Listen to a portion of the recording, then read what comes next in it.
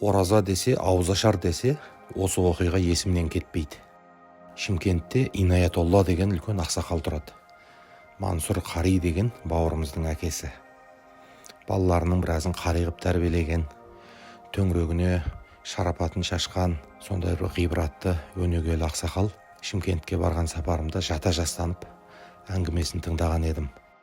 Ауғанстанда туып, елге қандас ретінде қайта оралған. Қызықтап сұраймыз ғой енді ақсақал, Ауғанстандағы өмірлеріңіз қалай еді, тұрмыс тіршіліктеріңіз қалай еді, оразаларыңыз қалай еді деп. Сонда ой шырағым, керемет болды ғой, өте жақсы болды. Балаларымыз күндізіне Құран жаттады, өзім электрик болдым, жұмыс жасадым, табысымыз да жақсы болды. Бір керемет өмір сүрдік қой деп бір рахаттанып еске алады. Әдетте бізде бір адам өткен рахаттанып еске алса, шалқып өмір сүрген екен ғой деп ойлайсың. Бізде сол оймен қалдық. Біраз уақыттан кейін ауызашарларыңызға дастарханда не болушы еді, қандай тағаммен ауыз ашушы едіңіздер деп сұрадым. Шырағым, ол енді әртүрлі жағдай ғой, енді жағдайға қарай ғой деді да бір әңгімені бастады. Бір күні үйде жұбайымнан ауыз ашатын не бар десем, азық-түлік таусылып қалды, басқа еш нәрсе жоқ деп айтты дейді. Барлығымыздың аузымыз берік, қасиетті Рамазан қой. Бала-шағама бір нәрсе қарап келейін деп қолыма бір ыдысымды алып сыртқа шықтым дейді.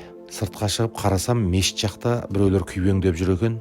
Жандарына жақындап кеп қарасам, бұламық пісіріп жатыр екен дейді.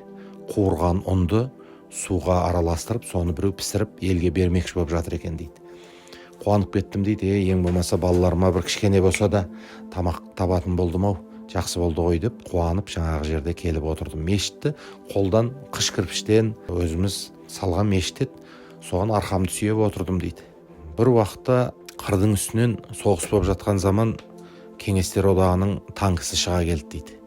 Ай деп у-шу еткенімізге қараған жоқ, бізге қарата жаман ниетпен тартып кеп жіберді дейді, атып жіберді дейді. Сонымен алғашқы оқ келіп мешітке тиді. Мешіттің күл талқаны шығып, бүкіл дүние шаң топалаң болып кетті дейді.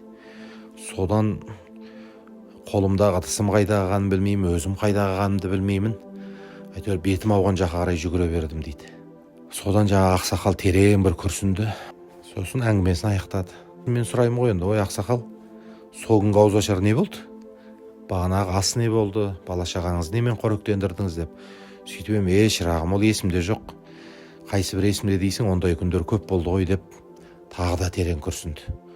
Сол кезде ойландым. Бұл кісі әрбір тыныш өткен күнін нығмет есептеп, жағдайымыз жақсы болды ғой деп отырғаны сол екен.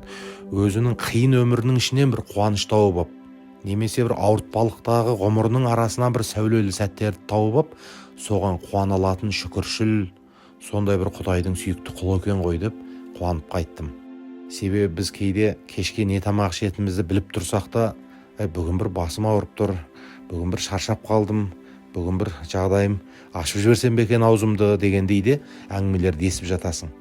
Ал енді анандай жейтін тамағы жоқ, тіптен бір азғантай тамақ табылып тұрған күннің өзінде де соғыс заманы, шаң жұтып, кешке аузын немен ашқан есінде жоқ замандарды басынан өткерген ақсақалдың әңгімесін естіген кезде, расында да біз көп шүкіршілік қылуымыз керек екен, көп Аллаға мақтаулар айтуымыз керек екен, ғұмырымыздың қадірін біліп, бір-біріміздің қадірімізді біліп, шынын айтқан кезде сондай бір ықыласымызды арттыруымыз керек екенін түсінесің. Алла тағала баршамызды осы тыныштығымыздан, бақыт берекемізден, қасиетті Рамазан айын рахаттанып ұстап жүрген ізгі күндерімізден ажыратпасын деп дұға қыламыз.